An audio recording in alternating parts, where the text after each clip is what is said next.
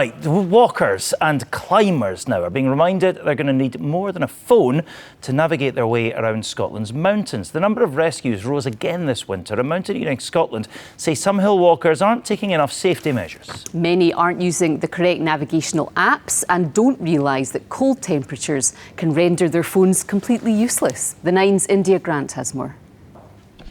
A training session in seemingly ideal conditions on the Lecht in the Cairngorms. Aberdeen Mountain Rescue go out in all weathers to help those stuck or injured on the hills. In January, Simon was one of those needing help. He was rescued after falling on Ben Nevis's number 2 gully. Simon's an experienced mountaineer. He was in hospital for 4 days after his fall.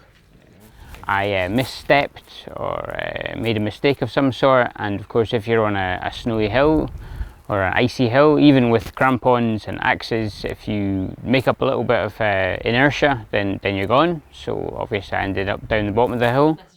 Having the proper kit and being prepared probably saved Simon from worse injuries. I mean, it's fair to say that this saved your life.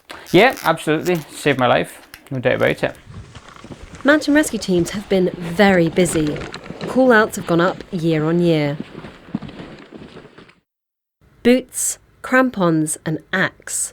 These are the essential kit for hill walking, as some routes are dangerous in winter. This snow will be falling like this in the high mountains at the moment. This is the light fluffy stuff we like to play in as kids, but it could very quickly thaw if the conditions were warm, but it could very quickly consolidate and become frozen. If it does get consolidated, could you go up or down it without crampons? No way. I mean, this could become a complete sheet of ice, and it would look like snow, but be almost impossible to negotiate without crampons on.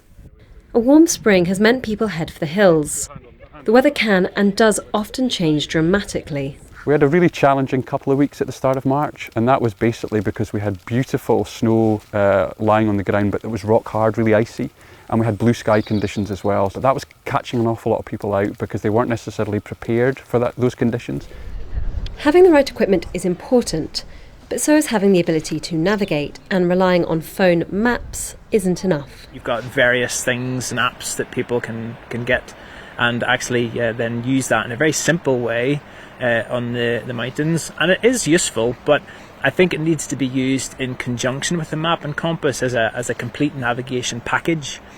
But the problem with phones is that the battery doesn't like the cold. You could drop your phone, you could break the screen. There's any number of issues that could go wrong. Simon's keen to get back on the mountains, but he knows how lucky he is. Absolutely, lucky and thankful, of course, because I was in a very good situation in the sense that I was found by guides, so guides already have a level of training, and also very thankful that I was wearing the right PPE, the right helmets and stuff, because otherwise I'd still be very mentally injured or dead. The message to those heading out to the hills is clear. Be prepared, and be prepared to turn back. India Grant, BBC News. Solid advice as ever that. Right, let's